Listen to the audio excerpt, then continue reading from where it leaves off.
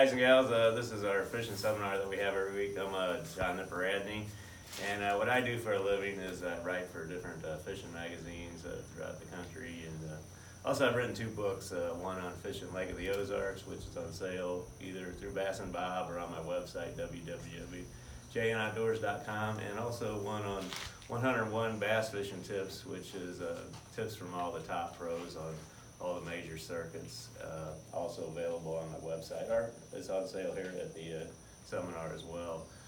My partner on this is Bass and Bob, and I'll let Bass and Bob talk. Thanks, John. Those books are awesome, by the way, and yeah, you can get them on bassandbob.com. Welcome to our Monday morning seminar, everybody. I'm Bob with Bass and Bob. I think everybody probably knows me and what we do.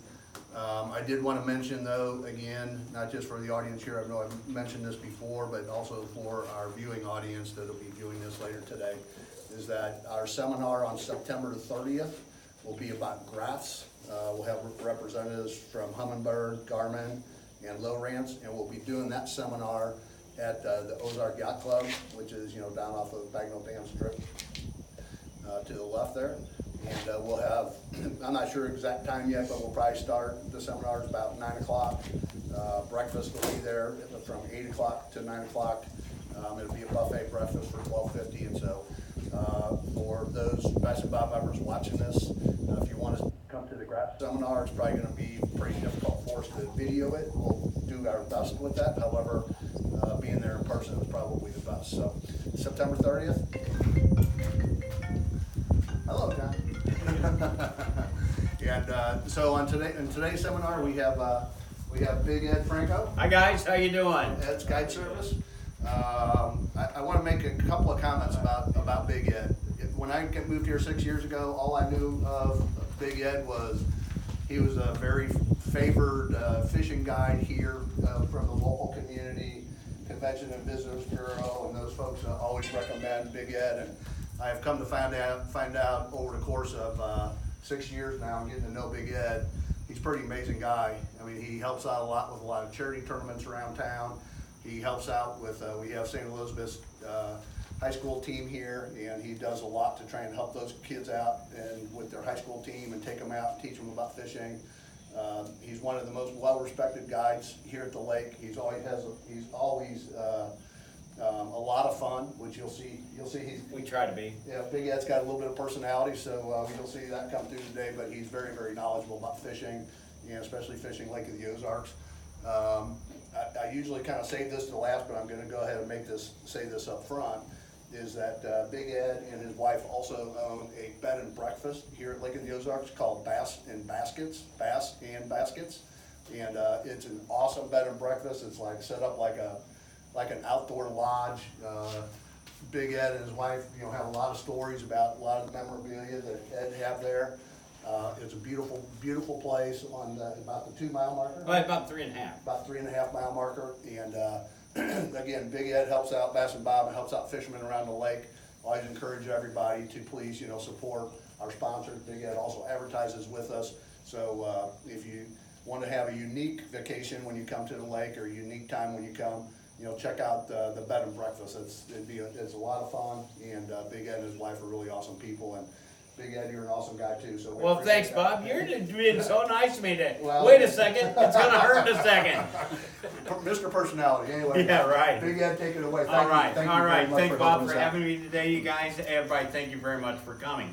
Basically, what we're going to cover today, we're going to talk a little bit about, first off, a little bit about safety, because safety is the #1 here at the lake. The other thing we're going to talk about today is some deep cranking, and then we're also going to talk about drop shot fishing. Right now, the pattern has been pretty much deep cranking for me. John and I went out last week. He left a dreaded black box on the dock, and we both caught a real dandy on it. We caught some nice fish that day, had a good time, and the pattern had been really good until the last few days, so that's kind of changed. But one of the things that I want to start off with is safety.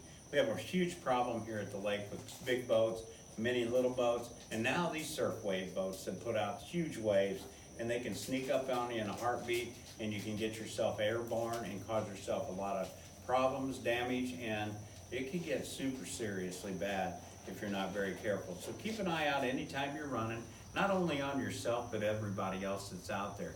You can't have your head going in 350 degrees, all the time. But believe me, those boats are rolling down that lake, and you have to be careful. One of the biggest things I think is on safety is your sunglasses. The reason why I say sunglasses is, number one, the glare on the water is very harmful to your eyes. I used to not believe that, and then I did get some eye damage. But the sunglasses are very good for that. The other thing is they can catch a flying hook. And give you an example, I had a cameraman out with me. He had his GoPro hat on, he had all this stuff. I had made a real long cast, and when it was coming in, the fish came up. I got a good one on. He was leaning over the side of me, and he's looking at this fish, and the next thing you know, it comes unbuttoned, and it's coming straight for him. And I said, get out of the way. And he jerked, and when he did, GoPro camera in the lake, and it became a mess, but it would have got him right in the face. You can't be too careful. Treble hooks don't come out of eyes. You can get them out of other parts of your body with a string, but one of the things is you can't get them out of your eyes. The third benefit to wearing sunglasses, especially for a guy like me, is I usually put them on first thing in the morning. When I eat breakfast, I usually get something in there, and I'll have a snack later in the day. So you got food there. So, but like I said, the big thing is safety on your eyes and swiveling of your head. It is amazing. I have had very close calls myself, and I'm very, very careful. And I do instruct anybody that's in the water with me, hey, keep your head looking at all directions at all times. And there's people out there that simply in these jet skis and stuff, they just go down the lake and all of a sudden turn left, Clyde, and they're right on you. So you got to be very careful. Let's get into the fishing part of this, and we're going to start off with the deep cranking. Some of the things that you really about cranking is the rod. It's all rod, reel. Everything's got to be a complete package. Okay, you don't want to try throwing a big heavy crankbait on a wimpy rod because it's not going to work. You can't throw a small crankbait on a stiff rod because that's not going to work either. This is a heavy rod right here. Okay, it's a loose rod and reel. It's a medium heavy action with a fast tip. This is probably one of the best ones that I have for throwing a great big crankbait. This is a big crankbait, but it's not a great big crankbait. When you're looking at great big ones, you're looking at X10s. This dredger that's on this other rod here, I actually have these two mixed up on the rods that they should be on. I don't know, I did it wrong. But the thing is you have to match the rod to the reel. It won't work right if you don't. There's no such thing in this world about having a perfect rod for everything.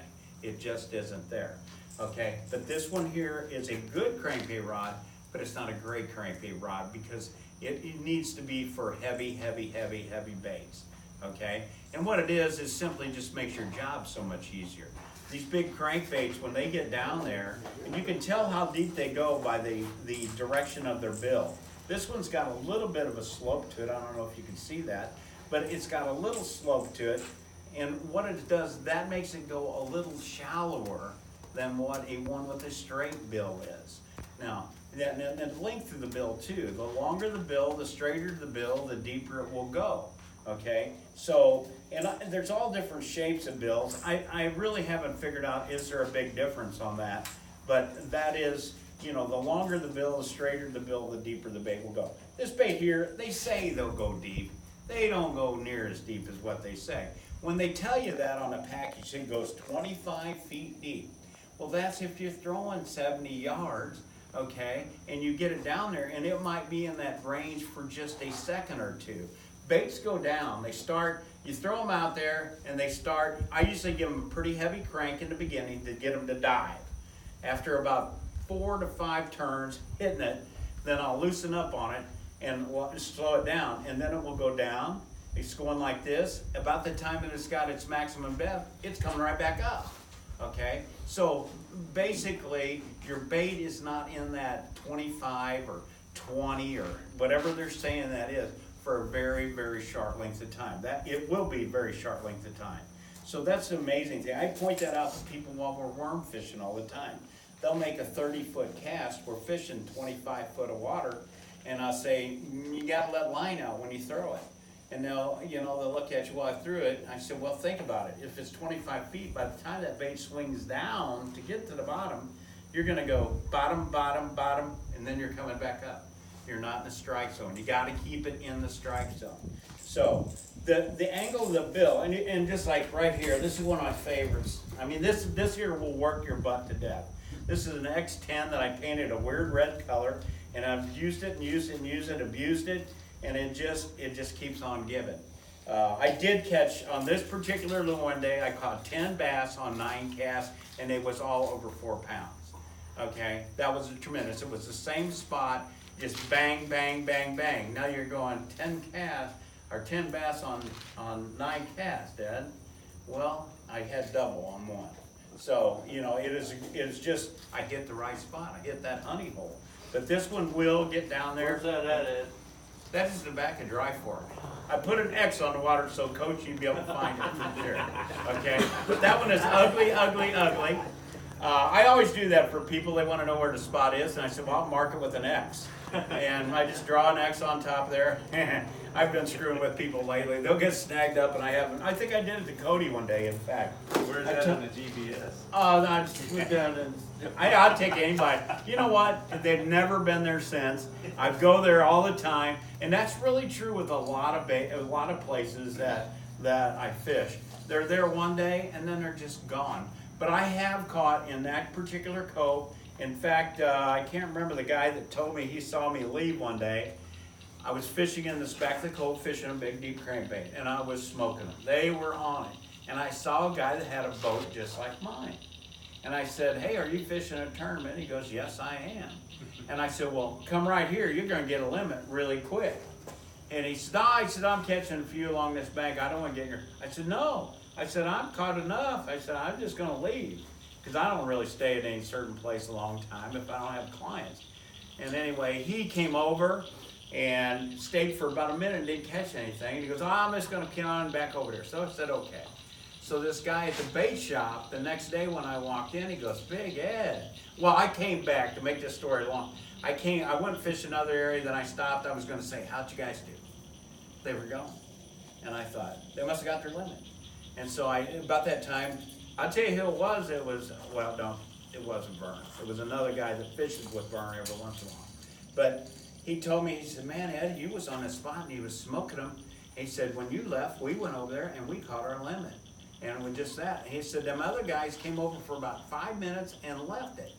I thought, it's unreal. And I was catching one after the screen was black. It was just on there really good. But if they're stacked in a place, this crankbait, a crankbait of any kind, is a great bait. So one of the things is it's a great search tool. You can use it to find fish. You can also, if they're setting up on a river bend, bluff bank, bluff in, you can flat smoke them on this. And I'll usually throw a crankbait, anywhere 10 times at different angles across the point, and then I'll go to work on it if I'm catching fish, and then I'll go on and get a little more fine with the worm, and then in the end, a lot of times I'll drop shot too. I'm a drop shot fisherman on bluff end. When fishing gets tough, that's what I go to, and we're going to talk about that a little bit more after a while. But basically, it's a great, great, great search bait. The longer the cast, the deeper it will get. Now, what I like to fish, and John was with me the other day when we were doing this, is we were fishing. I don't throw it right up on the bank.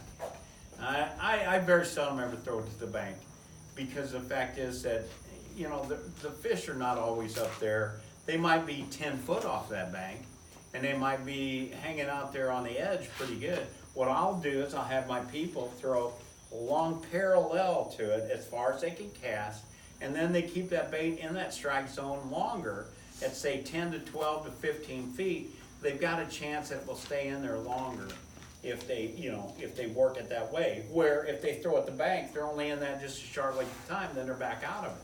So try to keep your bait long parallel cast to the bank, and it's always good when you're fishing with a tournament guy and he's in the back of the boat and he's fishing against you. That's called rear end in him, and he just loves you to death when you do that. I think Ben does that.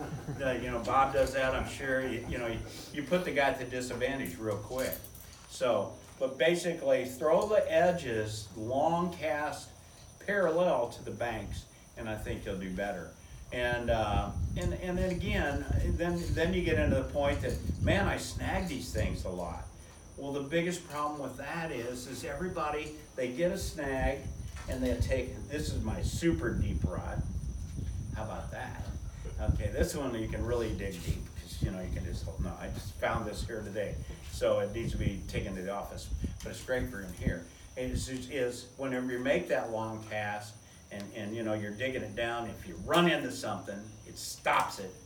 It's gonna feel different when it's a fish, because it's gonna pull and it's gonna pull you back. But if you run into something, don't continue to give it this. Ease off of it. A lot of times what it'll do, it'll come right up against the structure or whatever it hits. It goes into like this. You keep pulling it, it's not gonna go anywhere. Okay, it's just gonna stay there. But if you let go of it, these things float, they'll come right off. Okay, a lot of times if you just simply, you get it down there and then, you know, it's stuck and it's not gonna come off, then if you take your rod and bow and arrow the line, okay, you know, you hold your rod up and you get it tight, you pull this here and you pull it back like this, and then when you let go of it, you shove the rod towards it. What it does is it makes that bait, ouch, stick you in the fingers. Okay, what it does is it take this bait like this, it's here, it's stuck, and when you bow and arrow it, it give it that slack line just for a second, it kind of pops it backwards, and then it'll come up. It'll come off of a rock a lot of times like that. You might have to do it 2 or 3, 4 times, and it's a snap. It's an actual just kerpow, and that's what turns it loose. But that is something that really works good. And then worst case scenario, a good old plug knocker, and that's all that is a piece of lead that's got rocks on it, or not rocks. It's got chain on it. They can, a lot of different things. You run that down your line, in this number, tighten it, and all of a sudden you'll feel it grab some of these hooks. And then a lot of times you might bend your hooks. It might ruin that particular hook, but at least you got your bait back. Okay? And you know, these crankbaits nowadays, they're not cheap. I mean, they got up there pretty good. On the deep cranking thing, again, it's covering the productive zone in the water. So what you do, sorry about that, folks. Oh my God, I don't know how to turn these things off. Nitro. There you go, probably. Sorry about that, I have to call you back later. Okay, one of the biggest things is keeping it in that strike zone. Watch your fish locator. When you see the fish on the screen, pay attention to where they're at. Sorry about this, everybody. Let me They're turn it just off. not gonna take no's and answers. Yeah, no, they're gonna stay on it. It's probably gonna say, do you want Geico insurance? No, you know, can I help you out? Yeah, I'm glad you called because I fall and I can't get up right now. But, the biggest thing is keep it in the strike zone. Keep fishing that thing. Look on your locator where the fish are located. If you see a whole bunch of fish in that 15 to 20 foot of water, then you pick out the bait that will go 15 to 20 foot down, okay? And just work it like that. It's a simple process. These things will wear your butt out. The bigger the bill, the more water they pull, okay? So basically, if it's a big round bill like this one you know when you're pulling it through the water. It's good for, I'm about good for about 10 casts. Then I have to lay it down and I pick up a different one. This one here's got a narrower bill, okay? And it will go through the water a little bit easier. Now, this is a flexible, pretty flexible rod. I usually fish the medium size. This is a particular rod, is a Duckett rod. It's a 7'6", power medium heavy cranking. Okay, again, it's matched to throw crankbaits. I do throw that particular lure here on this particular rod a lot. And I'll throw it on that little heavier rod that I use too. But in general, it's not a heavy science to this. It's just get out there and throw them. They will bite them. Big Ed, if I can ask you a question real quick, you mentioned, and I know for probably a lot of these people here at the seminar know this, but maybe Bass and Bob members may not. You know, you referred to a soft tip or a fast tip, I'm sorry. Mm-hmm. Can you explain what a fast tip, what does that mean? Well, basically, the rod is pretty stiff up through this area right here, and then it goes quicker right here, okay? So it's a little more So it's a flexible? little more flexible. And you want that flex too. One of the things now, thanks Bob for bringing that up, it puts me on a point of line type, okay? I use mono, and I use it for a couple different reasons. It will stretch a little bit, number one, okay? But the other thing is if you use a braid, it's too stable, too direct hit, and whenever the fish get it, you'll jerk it away from them a lot. Fluorocarbon, the bad thing about fluorocarbon being a guide is you go through line quite a bit because people get backlashes. So one of the things that, it just costs. I would probably use a fluorocarbon because it sinks if it was mine and mine only. But since I use a mono, it does stretch a lot. And you know what? I think they lose less fish with it because it gives them more forgiving. One of the things that you never want to do is point your rod straight at a crankbait. No way. Keep it to the side a little bit. Keep it over this side, down. And I always tell them to keep it down. Reason being is it will dive a little deeper. Plus, when you get a fish on, you just simply got to raise it, and that's giving your hook on. You don't have to set the hook on a crankbait like you do a worm. You don't have to give it a heavy jerk. I always give it a hard pull, okay? But the biggest thing is they grab a hold of 6 great big old treble hooks that I've stuck in my hands here today already. Then you'll almost always just go on and hook them up. Line is very important. Whenever a crankbait, I don't care what kind they are, 9 times out of 10, or maybe 50% of the time, let's go that. When you pull them out of a package, they're not gonna run right. And adjusting of a crankbait, tuning it is very, very important. Because if it runs to the side a little bit, it's not getting maximum depth. But there's the times when that's good too. Okay, if it runs a little bit to the left, well then you're throwing down this way and you got a bluff bank that you're working. Well, if it runs a little bit to the right, or to the right it would be digging into the side of that bluff the whole time. Okay, it would get down there and eat on that. Okay, but if it runs to the left, what they do is then it's getting out of its zone, or, diving straight down is it. A little bit of a righty is not bad in the right situation because it makes it dig and hit that bank and can't get away from it.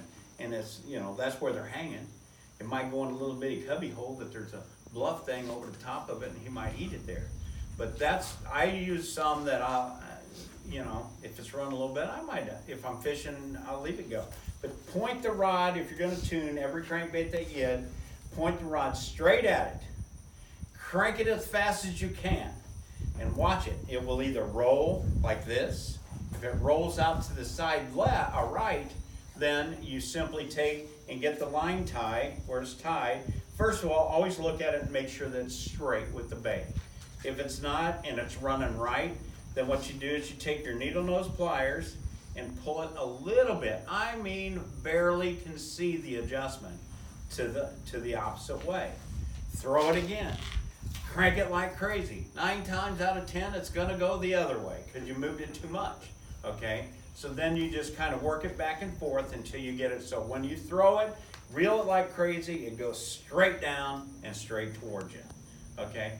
Once you get that done, then you're tuned. It will get the maximum depth that it needs to get to, and it'll be a good bait. There are some baits on the market, wiggle warts, hate them, okay, that I mean 8 out of 10 of them don't run right. Spro's rock crawlers, tremendous bait. Almost every one of them out of the box runs great. Yeah. But wiggle wart. Cody knows how much I love wiggle warts. I've thrown them in the lake and just get upset with them. It just drives me crazy. But they're very hard to tune. But then there's other guys that swear by them. They'll love them. It's just me. The old ones. The old ones that say, if you look at the bill on a wiggle wart, if you got somebody's tackle box that you're going through that's an older person that's got some, look on the bottom of them and they'll say on the bottom side of the bill, wiggle wart. Okay, the new ones don't have that. That's the old good ones. Okay, and they were made probably in the 70s. I don't really know, but 80s maybe. But that was the originals. The original wiggle warts were the best wiggle wart. Nowadays, I don't know what happened to them. Change companies. Yeah, probably. Yeah, there you go. But anyway, that's the way to tune one. After you've worked on it and worked on it and worked on it, you can do what I do sometimes, cut it off, throw it. No, I don't do that. I throw them in the boat and I'll throw them away. I give them away. do something, you know, some little kid, I give them to them, they don't know the difference. I shouldn't say that's bad, wasn't it? But, I often give a lot of fishing lures away to clients when they catch fish on a bait, and sometimes it just breaks my heart because I know it's a good one, but I cut it off at the end of the day and I hand it to them, that's their keepsake. But, the wiggle wart is a bad one for tuning. I have a problem with, Norman baits used to be a phenomenal one, they kinda slid down. Change companies too. Do what? They Change change companies, companies, yeah. too. I've been buying a lot of blanks, some of my blanks just work tremendously, and then you get a batch that I get frustrated with them. And I have so many that I can't go out and test every one, I try to, but it's tuning that bait so it gets maximum depth. Yes, sir, Mr. Gary. Talk about line size on your crankbait and gear ratio. on it. Okay, now, you know what, there's all different kinds of gear ratios out there. It goes up to 8, I think nowadays, maybe more. Then they go way down into I remember when you had one that was 5.1 or something, oh my Shimano God. made a 3.8. Yeah, oh, yeah. Now, I have a tendency to over reel, okay, I really do. And that's something I work with gear ratios. And here, yeah, this one here is a slow gear ratio. I don't know, where did the other one go? This one here, this is an old Shimano gear ratio, and I shouldn't be showing Shimano on loose reel because I got loose deals, but this is a loose reel that looks like a Shimano. That's what we're gonna say. But this is a very slow retriever compared to nowadays stuff, okay? The line size, okay, I use 10-pound test to 15-pound test. Okay, it just depends on what I'm throwing. These monster crankbaits, I do tie on 15 or better, okay? And it's just because they pull a lot of water, they get down in a lot of brush, and you gotta be able to get them out. Again, mono is my ticket of choice because of the fact as I go through so much line. I really probably, I don't know that there would be that much difference with fluorocarbon. I mean, I could get battled with that, but that's whenever you're starting to cut hairs, you know? And braid, definitely not on crankbaits. I use braid on topwater baits. I love it for a Zara spook. I love it for a buzz bait. I love it for wacky worms skipping behind boat docks on spinning reels. There's nothing better on a spinning reel than braid line. I don't put leaders on them. A lot of people do. I fish them directly on there, and it doesn't seem to bother it that much. So, but as far as the crankbaits, mono, speed of reels, this one here, I wouldn't know what this one would be. It's old. It's got a whole 5 ball bearings in it, man. Now they got what, 10, 12? So, you know, that's just an old one. This one is wore out. I've used it so much, I've had it since it came out, and it is just a old Radley thing, but I sure can't cast it. And I fish all my reels wide open on the spools. That way, they just, you know, I just keep them wide open. And I hand them to people not thinking, and I didn't adjust it, and they get a backlash every time. But this reel here doesn't have the side braking system. The ones that do have that, the Lew's has that on there. I set them at 50% basically, okay? And I don't never adjust that. I do all my adjustments right here on the side. When I give a reel, I teach everybody that I take on a guide trip how to throw a bait caster. It's one of my things. And we use bait casters a lot. The biggest thing is proper spool adjustment, okay? And what I mean by that is the spool should, when it hits the ground, the bait hits the ground, the spool should stop. If that's the case, then it is set up properly, okay? And it's just like this. Now this one's probably wide open, I don't know. Yeah, that one's pretty loose, okay? And what you would do is you'd tighten this nut on the right-hand side so that it falls. Now see, it's a little tight. I back it up a little bit, still a little loose, okay? Just another time, drop it, tight. There you go. Now that, anybody in this room could throw this reel right now and not get a backlash. I can throw this reel without using my thumb on it, okay, to stop it. It won't backlash on me. But other people might have a little issue with it. the biggest thing on a bait caster, and this is the way you hold in your hand.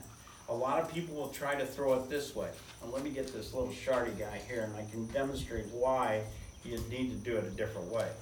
If you try to hold it like this, when you go to cast it, okay, it won't come all the way back over your shoulder, number one, but it will, when you cast it, you have a tendency to do this and throw it straight down there, okay?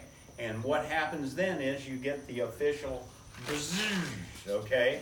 If you take, the simple thing is because if you pull it back like this, see where your hand stops? It can't go any farther back. So you're starting that, or you're getting your arm out here in no man's land. Your elbow should be against your body, and it should be done just like this. Your elbow should always stay against your body, okay? Then you'll have people you see giving it this number. I instruct all the people in guide trips that we throw overhand only. We throw it we have three things on a fishing rod. Number one, we cast straight over our head all the time. That's one. Number two, you always have both hands on the rod, okay? And that's because you'll cast farther and more accurately. And the third reason is it's 50% chance less you throw my rod in the lake. Okay, so that's, we work on that because my people use good stuff. I don't give them junk, okay?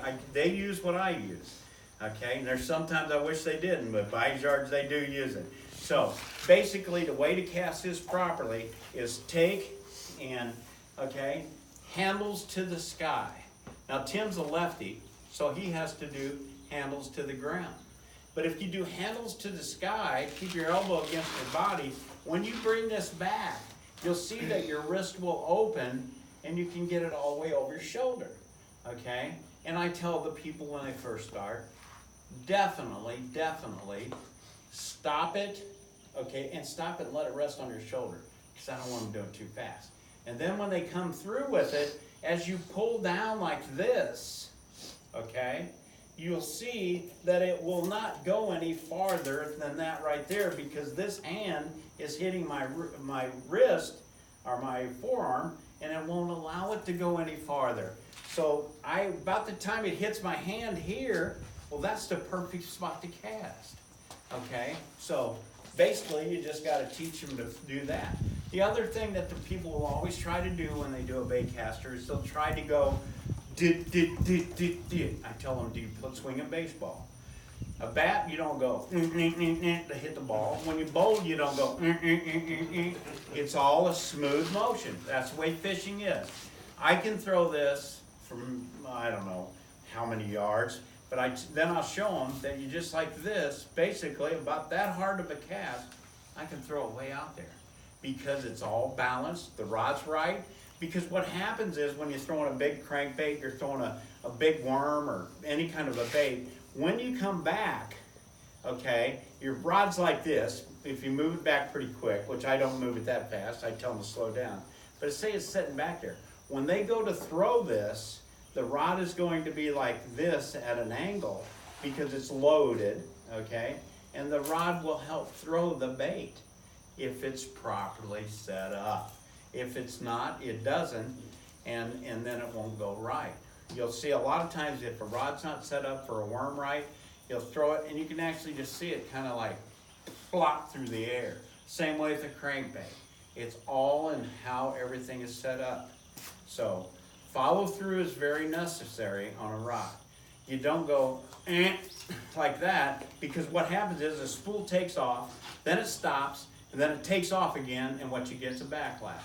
If you get any fuzzy ganura in there, is what I call it, okay, some loose, make sure to pull that out before you reel on top of it. Because again, when you make that next cast, you might have a little loopy in there, and what it does is it goes, it stops because there's not need for this spool to turn, and then it jerks it again, and then it gets worse. So, and I can hear it.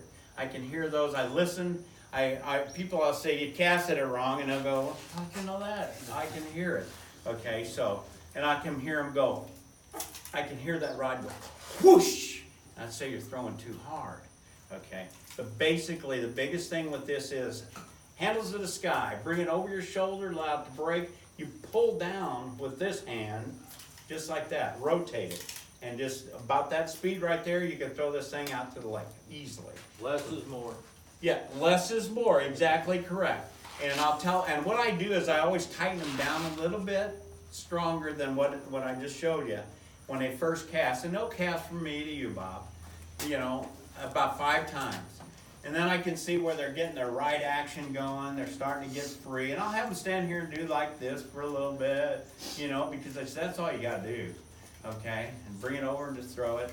And then I'll turn them loose and I'll give them a little more. And then they start throwing it farther. And then I'll teach them how to make sure that they adjust it and then they're good. It's a very, very, very good. Bait casters are phenomenal for crankbaits. In fact, I don't know that I've thrown a spinning rod with a crankbait in 101 years. It will work you to death. Yeah, we'll work you to death. And basically, it's just totally different. And yes, whenever you do a spinning rod, which now that we're going to get into something else here in just a second, and this is a really good setup for drop shot fishing. It doesn't go like this, and you don't reel it backwards. I've seen them on TV do that. That's an amazing thing to me. They'll show some model guy standing there talking to his girlfriend on the beaches of Gichigumi, and they're holding a fishing rod like this. I'm thinking, isn't there anybody on the show that knows what the heck they're doing? But it is to be done like that, held up like this, and go. Anybody got any questions on throwing a bait caster? I got, on, I'm sorry. how do you teach them the educated thumb part? The edge, you know what? That's another biggie too, and I watch them the first couple of casts. It's amazing to me that a thumb is connected to your hand, yet they can have that thumb like way out here when they cast it, okay? And I tell them just to keep it right there, on the spool, and that way when you throw it, and I'll always tell them, thumb it. And they'll get the ticket. If not, they don't. They get, they always stand there and do all this picking stuff. And the biggest, I've heard of people say you just yank on it and it comes right out of there. No. Sorry, that doesn't work.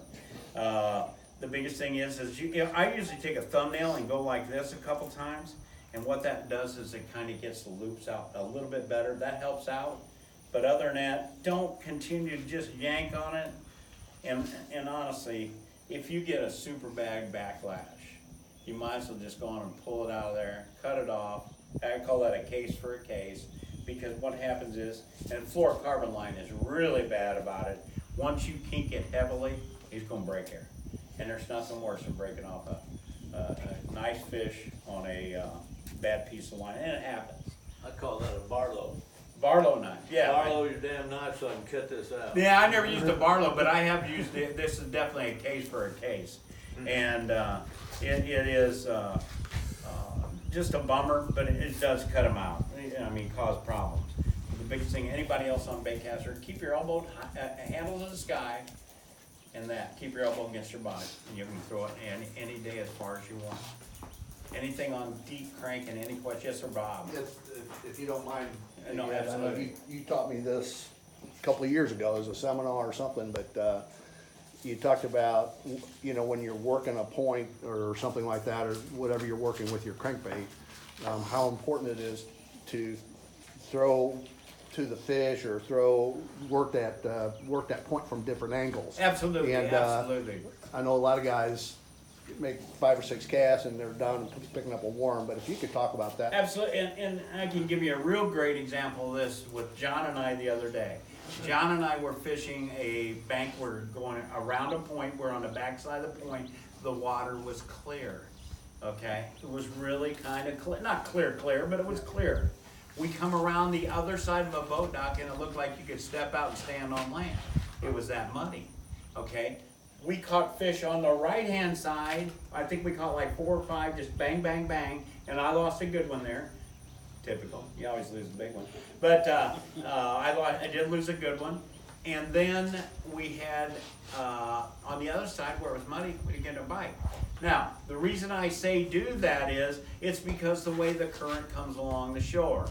That current was coming across, it was the river channel side, it hit this bluff bank, and it was going to move out again, away from it, okay? And when it came along it, it made a eddy here on this side, where the clear water was, and then on this side was the main current of dirtier, okay? So basically, you would want to cover all different angles on it, okay? Because you're gonna find a sweet spot in there someplace. We happen to get on the sweet spot right off the bat, okay? It was like first, second cast, one of us caught one. But if we would have been on the other side and just made a few casts, we would have never hit it. So basically, again, the water was coming along, it was making a curl. We happened to hit where the fish were sitting there, where the bait fish were coming around. The buffet was open, they ate them right there. But then on the outside of it, if we'd have been at a different angle, we would have never caught those fish. So it is very important. Now, I won't stay on a place real long, okay? I usually fish it with if I'm fishing crankbaits, I'll throw the crankbait and I pick up a worm, maybe throw that in there. If I can see the fish on the locator. I don't fish stuff, I don't really see fish on the locator either. But if we would have just hit that one spot and left, okay, you know, that would have been great that day. But if not, if we'd have hit the muddy side first and went on past it, we'd have never caught the fish. So it is very important to hit it at a different angle. Do I think that you need to throw 50 times? Some of them guys say, oh, I throw 10 times, 20 times, it's the same little piece of trash. I mean, I'm sorry. I will throw on a brush pile quite a few times if I know I can see there's fish in there. But usually I think you catch the biggest fish the first shot through there, and then from then on, it just came, seemingly they drop down inside. That's just me. Yes, sir, Alfred. Do you think that after you catch 3 or 4 fish, you pull them fish out of there as they're chasing? Absolutely. They're ganging up to chase? Absolutely, and in super clear water, like up in Canada, different places where you can really see good table rock, bull shoals, you can see them come out, okay? How much time do you give them to go, if you leave that spot, how much time do you try to give them to think they'll go back up there and gang up on that sweet spot? Well, I'm like you, okay? We have our little honey holes that we like to fish in a string. You don't hit the same one every day. You kind of go this, bounce, bounce, bounce, bounce, bounce. And what I'll do is maybe I might give it an hour.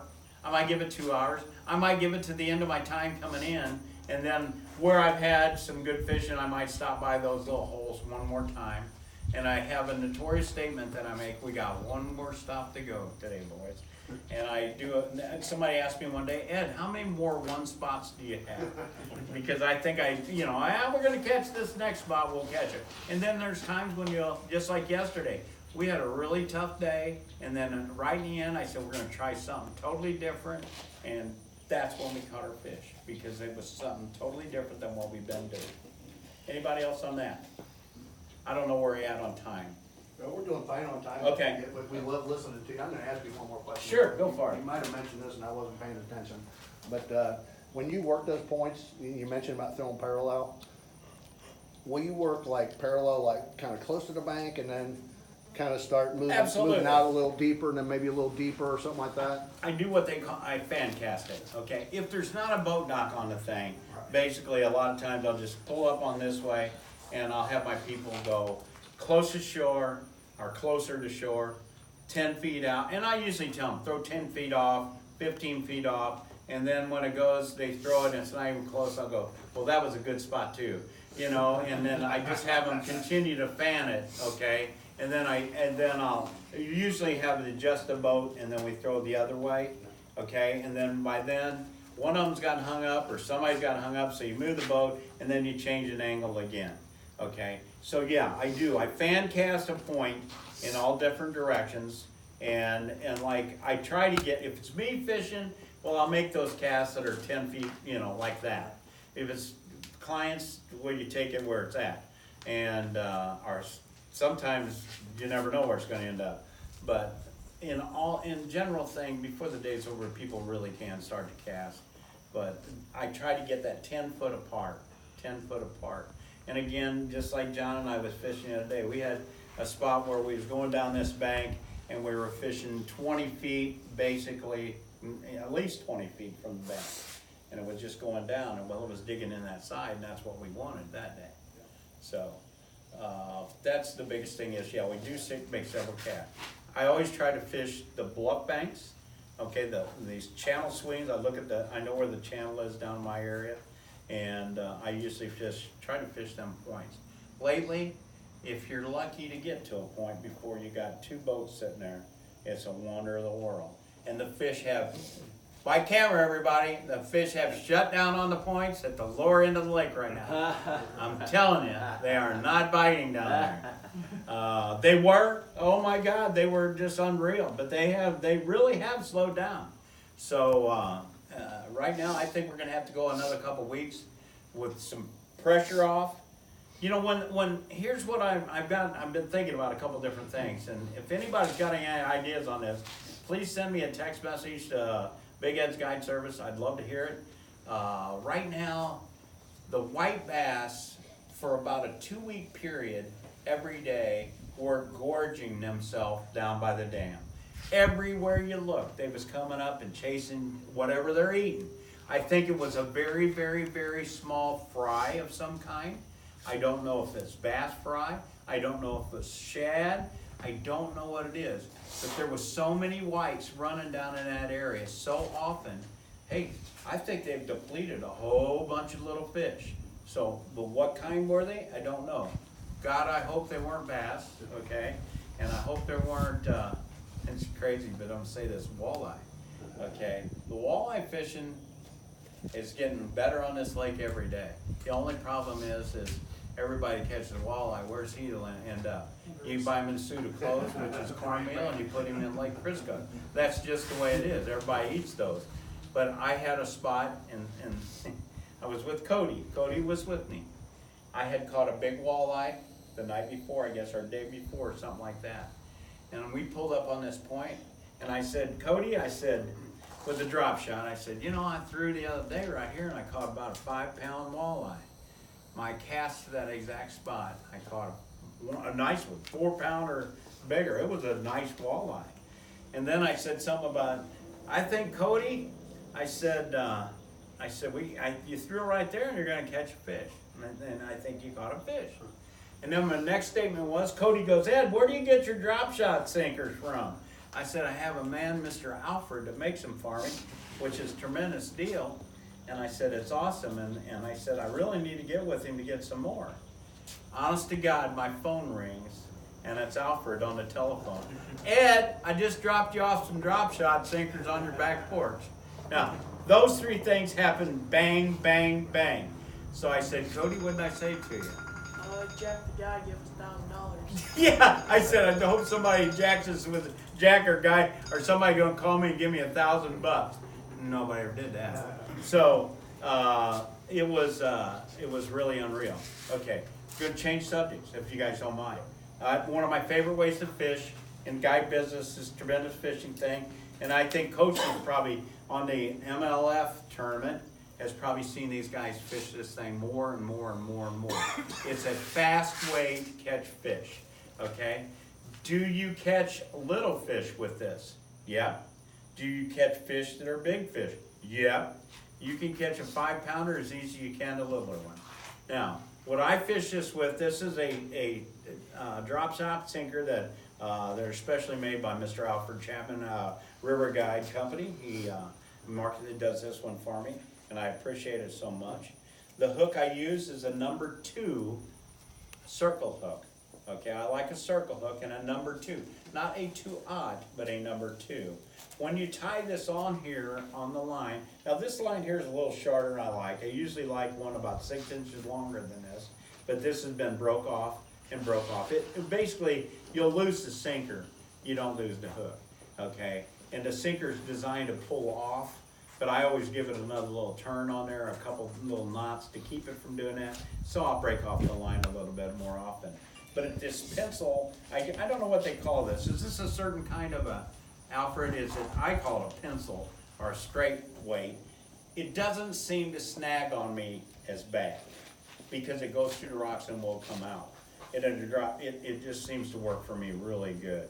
So the main thing is with this is always make sure that the tie, okay, there's a little wired tie on top. Make sure that it is flexible moving, because if it's bent and hung, then it's going to twist your line. Line twist is terrible and on drop shot fishing. The other thing is again, is back to this hook being a number 2. I tie it on with a Palomar knot, and I stick my first loop through the back of the hook first. And what that does is that usually makes that hook stand up in the up position when it goes down. Now, if when you tie it and you hold it and it's not in the up position, just tie yourself maybe a couple overhand knots and it'll straighten it up and get it up like this. Or you can run the line back through the eye and it'll straighten it up. Okay, there's a MLF little trick that he's learned. Now, they, on the MLF, and I haven't tried this yet, those guys use bright yellow line. All the time. And they all do this, and I haven't tried it, so I don't know how it works. But the way that I do it is once it gets down there to the bottom, and I just tell my people, let out the line, and I've seen the fish on the locator. I know that they're gonna bite, because the fact is they're streaking on the locator. Little hooks mean nothing to me. That they are fish that are down there, they're not doing anything. What I look for on the locators, I look for a streaking line, the one that's coming up. I look down there, and if I see a bunch of streaks, then I can catch fish. If they're not moving, they're not eating. Okay, if I see bait fish, streaking lines, I know, I'll tell my people, they're down here and there's fish that are feeding. And I have a transducer on the front, I have a transducer on the back, I have a big locator on the front, and I'm watching that constantly. And I have it so the transducer is shooting off the back. I don't run it on the front unless I'm really trying to pinpoint, because basically I'm looking back there. I want to know what's underneath them. And I'm sitting at the console, okay, most of the time running a remote controller, unless I'm fishing, happen to be fishing too, which I do sometimes with people I know and different things. And our fishing's tough, then I want to know why it's tough. And then I'll get up and get with it. But I basically let the sinker go to the bottom, okay, and I tighten they'll get it down there, and I see the line is loose. Once it's loose, then I'll bring it up till it gets tight. I know that it's up off the bottom, right at the bottom, and then honestly, all you gotta do is jiggle it about like that. You don't have to go nuts. People wanna do this. Well, you see how high that thing's jumping? Okay, fish are not gonna chase it. But if you just hold it down there like this, and that worm now, mind you, it will float a little bit and it's gonna come out sideways, okay? And when the boat, just rocking of the boat will take and make this thing go, okay, and that's what catches them fish. What's that way to use them? This here is a very, very small one. I use them up to an 1/8 inch. It just depends on, I fish a lighter one. Okay, and I try to fish between, I go up to what, is it a 1/4 ounce that we get? 3/8? Yeah, and I fish the lighter one as much as anything. It's basically what I've got the most of is what they're fishing. That's kind of the way it works. But I'll toss it up like this, about that far, and when I'm fishing bluffs, I'll throw it right up to the edge of the bluff.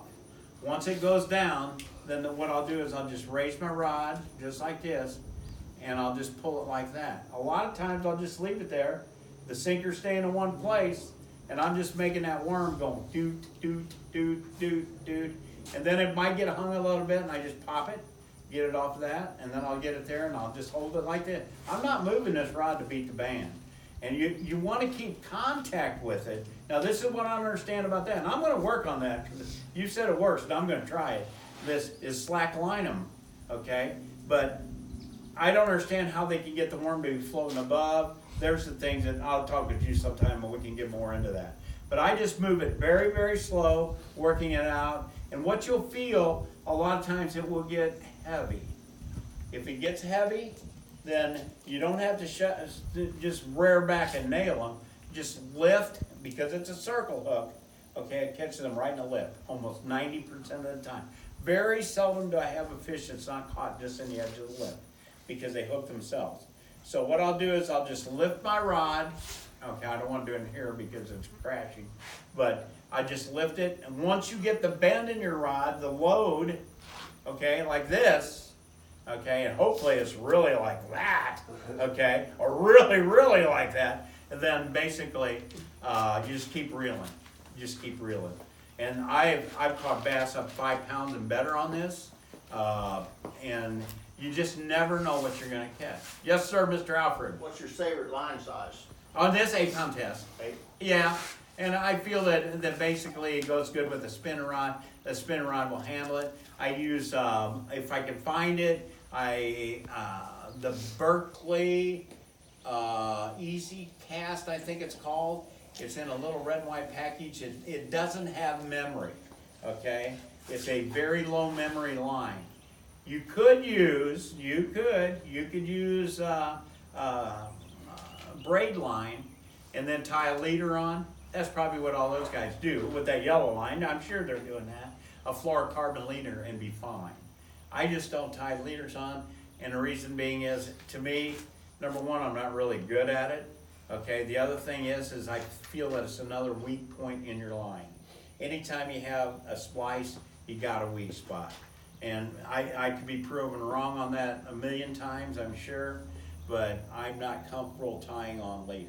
So, and just like same way with swivels, I have people show up to bring their own rods, and they got these old, great big old swivels on there. First thing I do is cut that off, and I hand it to them, and I say, we'll just tie directly on. That's another thing that can possibly break for you.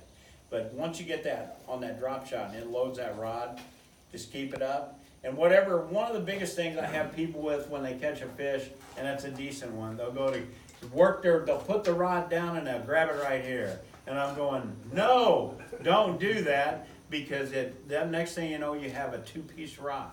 It'll break that rod in a heartbeat. So you don't want to do that. But drop shot fishing is tremendous fishing. It's very easy. It's a great guide's best friend, and it really works out super. And the way I hook the worm too, I nose hook it. I don't try to thread it on any shape or form. Now, a lot of guys use a Texas rig worm, and you can do that, okay, but what it does is a lot of times it'll twist your line more. If you're fishing a lot of brush, yeah, I'd say do that and use a small, like a worm hook. But I just nose hook it, and what I mean by that is I take the worm, and I just take it through the top and right out the bottom, about a 1/16 of an inch from the end, and that's that. This color is Martin's Magic, and this is a RoboWorm. RoboWorms are not cheap, okay? When you buy a package of 8 of them that you spent some cash, but they work really good. So Bob's going to show you guys that. It is a tremendous. Wait, there you go. Let me flip the bail. Okay, that is a Aaron's Magic. The color on that, it's like a 2-colored worm. And boy, I'll tell you what, that made all the difference in the world. And you probably won't find any around here because I think I bought them all. I've been known to do that. Guy the other day at the bait shop, I walked in there, I said I was looking for a missile bait, and I was looking a love bug color. The little guy goes, what color are you using? I said, love bug. And they're like, yeah, right, that's what I was using. But I couldn't find any, so it didn't matter. Now, Ben, you was in there that day, wasn't you? Yeah, we don't I care. want no love bug. This one guy wanted to know, what you looking for? And it was just a bait that I was having good luck on. And truthfully, right then I was weighing some big fish and had them on the thing, but I never caught one of them on the love bug. I caught every one of them on a crankbait. I had a crazy crankbait that I was fishing, as ugliest thing you ever seen, but them fish liked it. In fact, I'm gonna tell you, that crankbait was so good, I threw it up against towards another boat dock the other day, and there's this Dodge Ram Charger sitting up on the bank, and it chased it off there and went all the way into the water. And it did. That really didn't want to happen, but I did see that happen. But it's just what you have confidence in. Bill Dance, many, many years ago, I was at a seminar he gave, and his biggest deal was confidence is the best lure in your tackle box. If you have confidence in something, you could take a 2x4 out there with treble hooks on it and probably catch a fish if you thought you could. But if you don't have confidence in something, then you're shot. I lost my #1 favorite confidence bait the other day, and I had a little moment of silence. We played the trumpet, we did all that stuff, and I waited for it to possibly, I set the hook on a big fish. It was a big one. I got about 4 or 5 cranks. Now, it could have been a catfish, Mr. Whiskers, because you do catch those from time to time. But it just pulled me, and next thing I knew, I had a line, and that was it. Just took off. And so we did a little moment of silence on that baby, and I hope that, and by George, every time I go by there, I look on the shore, because fish will throw a bait, And when they throw the bait, a lot of times it comes back up and you'll find it at a later time. So, them whisker fish are something else. All right, anybody got a question on drop shot fishing? Ed, I got something that, I got a question. Okay. if you just allow me 1 second to show them, Well, that will help them on a spinning rod more than anything in the world. is always put the bail back in my hand. Don't ever Yes, yes, absolutely. flip it over back with your hand, and it'll eliminate 99% of your problems with a spinning rod. Absolutely, because what happens is, Now, when keep you from do wearing out this, that bail spring. yeah, is what happens is a lot of times when you do that, okay, and I'll give you the actual figure to show you how it works, okay? And if you notice, what I do is I always take and I wrap my rods. Every time I put one up, I don't leave it just dangling. And there's a reason in that, because whenever you put rods in rod boxes or lay them on the deck of your boat and you're going down the lake, if you just have them tied on like this, when you get to your next spot, you're gonna have all kinds of crap. You're gonna spend more time trying to get it out than it does just simple, just do this. So, and I'll show you how I do that in just a second. But again, what that does is after you throw, a lot of times you'll have some loose. See how that's loose right there? It's wanting to jump off the spool. If I go on and crank that, what that'll do, which I don't even do it because I don't know how hard it is. A lot of times, see, I got loose. I did get some loose right there. Well, what happens is at a farm a loop, you throw it out there and it looks like SpaghettiOs. I mean, it's just, and then the easiest way if you get that, which I got one by George, just for the fact of that, okay, is the easiest way on that is whenever you get it, is you have somebody stick the rod towards them, okay, and pull the line out the end of the rod, and that seems to take that out better than anything I've ever done. But I just hate spinning rods because of that. I use, I don't use them all except for basically clients use them because they can throw them, but we teach them how to use a bait caster. Now, there is such a thing now as guys are doing heavy drop shot fishing. I've not done it yet, but I'm going to, okay? Is they're fishing some big worms. I mean, big stuff. We're talking 10.5 inchers, 8 inchers, big worms, and they're doing the same thing, and they're catching big bass doing it. So, and you think about it, when you drop shot, you say you're throwing it up against somebody really wants me today, don't they? You throw it up against a bluff wall, and when it falls down, you're falling vertical along that. If you look at any bluff wall, and I always take one and show them, if you look at it, you got all kinds of little holes, indentations, different things on that wall. Well, it looks the same underwater. It might be a little bit more because the wave action has wiped out all the extra stuff. So you got all these little holes that are there. And what do the bass do? Let me get in that hole and wait for something to come by and I'm gonna eat it. So it makes a lot of sense to do this heavier stuff because you're keeping the fish lure in the strike zone more and more and more. So throw it up against them bluffs, let it fall straight down. Most of the time when you throw a regular worm, it goes and then it what do I call that? Slides out. Pendulum. Right, like a crane would do. It just slides away from it, so you lost your strike zone right away.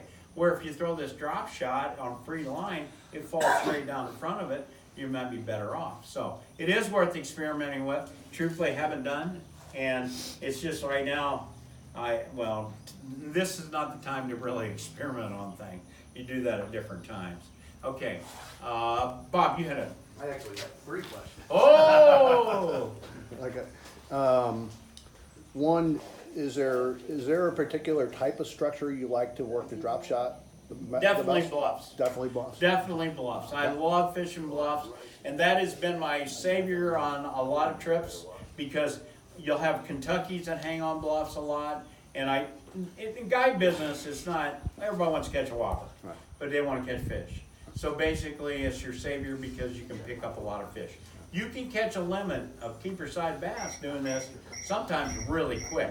Okay, when the other bite is tough, they will often eat that. And that probably answers my second question is, if you're out there cranking or deep fishing a big jig or something like that, When is it that you decide to go to the drop shot? Is My buddy says, get the damn drop shot out of it and catch something. Is it when it's kind of tough or? Yeah, whenever I get out there and I'm worm fishing, I see the fish are down there and I'm throwing a 10.5 or Zoom old monster worm down there.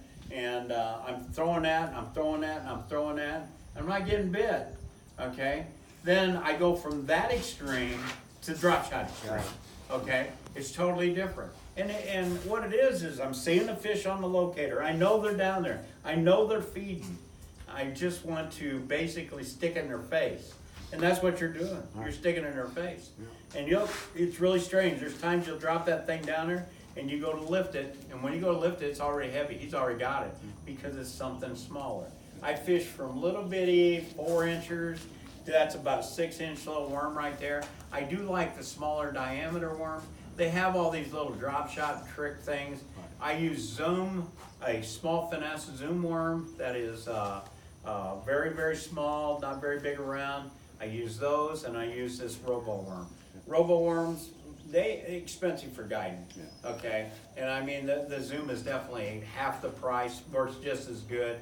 And I have, it colors, it's what, I just tell them to pick out one they think's cute, okay? You pick out one that you like the color and they'll catch a fish on it. There's as far as robos go, this Aaron's Magic's a good one. They also have a red Morning Dawn's a good one. I mean, I heard that. Yeah.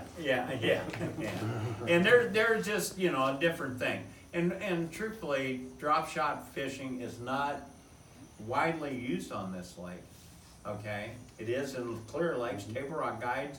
All they do is drop shot using live night crawlers. Hello, that's really fun, okay?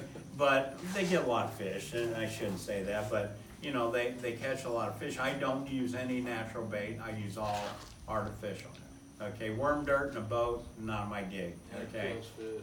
Yeah, it does. Yeah, it kills a lot of fish, and I have a very, very, very high rate of releasing your fish alive. I don't have.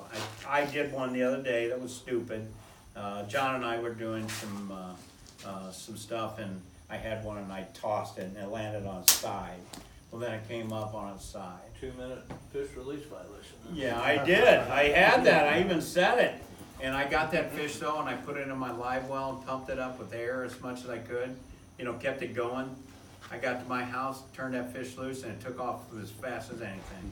So I saved the fish by putting it back in the boat and giving it more air. Now, did it make it forever? I certainly hope so. Didn't see any floaters, but that will help you out. You might mention if you do hook a fish deep with a worm, take the worm off. Oh, yeah. Don't leave the worm in the fish. Right. You can leave the hook in the fish, but don't leave the worm in the fish. It's amazing how big I've drug up brush hogs that have been in the water on this. I don't know if any of you guys have done this, but I have drug big brush hogs that looked this big around and that looked like that long. It's amazing that thing grows that big. I don't know if it's a certain kind or what it is, but I've seen them. The other big problem with deep cranking, guys, and this is a real problem, is we have braided line now everywhere in this lake. And it's because they throw in those umbrella rigs, they're breaking them off, and I'm gonna tell you something, big crankbaits, you wanna dig in bottom, but boy, all of a sudden you'll get into that braid line, there's just nothing you can do. And there are a lot of times you can feel pulled back, and you think, I got a catfish for a second. Then you realize it's a line, and it's just extremely hard. So guys, if you can, try to get your braid line out of the water, and all line, don't just toss it, just try to keep as much out of it as you can out. I'm not hip on umbrella rigs, so I won't even get on that side. Let me ask you one last question, if you don't mind, Big Ed. Never mind. So one of the challenges that I have in my boat is when I have a drop shot rig, because you have the weight down, and is there some special way that you can actually, so that when you're running around the lake, Yes, that you there can actually is. attach that weight? I noticed you've got something going on Well, there. this here- I have a giant problem with that. This is a loose drop shot rod. Okay. Okay, So it's it's very got good. it. But if you don't have it, Right. this is the secret. Oh. sorry guys, a little, no. Okay, what you do is take your line, okay, you pull it, let's get a little bit more out here. Okay. And I come up with this one day and I thought I was such a smart guy. I really did. And probably somebody else had done it already too. Okay, you have your line a little bit longer than your handle. Okay, now see, this is loose. Yeah. It's got the little it's hook. got a clip But on what it, you yeah. do is you just take this, pull it down, take the line and wrap it around on your handle and stick the weight underneath the line like Oh, that. Cool. And there it is. And the other thing is always take them, any bait that you have on your rod, take the line that's hooked to your lure, take this hand, I pull it out, I stick it over top of my hand, and then I go once, twice, and 3 times and let it go. And what it does then is it holds this up against there. And when you, that's for like your rod box and anything else. When you get there, they're all still. Yeah. You can ride them in your car, you know, have 15 of them together. When I'm running in the boat. No, Not having it clipped all of a sudden. No, and that clip thing, just doing that just works out great. That's awesome. Yeah, I did when I came up, because I was trying to figure out, you know, I'd wrap around the handle, I'd tie them through here. None of it works. No, but this works great, okay? I do that all the time on rods that don't have. I do it with crappie jigs, I do it with any other kind of bait that doesn't have a thing. Yeah, keeper. But loose rods is really good about putting those on here. This is a tremendous loose rod. We won't talk about the reel right now, but it is an Okuma, and I got a couple of them to try them, and they're good reels. But this works out really, really well. So, with that being said, anybody else got a question? Just one. Yes, sir. When do you, when does watercolor dictate you're not going to drop shot? I have never had that issue. And a reason why, especially like on this lake, I've seen this a lot of times. The water on top is not what the water on down is. Okay, it might be clear down there. I've really never drop shotted in anything except for pretty clear water. That underwater camera shows that. Yeah, oh yeah, dude, John's got an underwater camera, and I've used it several times because people tendency not to use 2 hands on my rods, and they throw them in the lake, and I have to go find them. John's helped me out several times with that. But I've never had the situation where I don't have clear enough water to drop shot. So, that being said, I can't answer that one for you. But I've fished in muddy water and done well. And you will be surprised at the size of fish that you can catch on this thing. Okay, I have a buddy that every time I get into it, he'll go get that thing out. You know, because I say I could catch them on drop shot. Yeah, show me, and I pop them real quick. But I use a lot. And I find that the older I get, the more lazier I get, and I fish it quite a bit. It works. So very As dirty simple. as that water's been, I had that camera down and you get it on the bottom and you can see like a foot or 2 up from the bottom. Yeah. Clear as can be, you can see that. But you raise that camera up and you got something, say within here in that bench, and you can't see it. Yeah, you can have, I've seen the water pouring off the hillsides on this lake, and you hit the trolling motor and it's clear. You know, it's gonna be muddy as muddy can be, and you hit the trolling motor, and when it turns the little current deal that it makes, you see that it's clear in the holes, so it's only muddy, say 4 feet down, and that's clear underneath. Now, that's going to block out their light that they can see things, but I don't understand, you know, bass don't go necessarily on sight, it's the lateral line that picks up the vibrations of things, and that causes the fish to bite. So it's not all sight driven, but they sure do like this drop shot. I mean, don't fish in anybody, it's not any good. No, it's perfect. So, learn how to do it, it'll save your day. If the fishing is tough, that's your answer.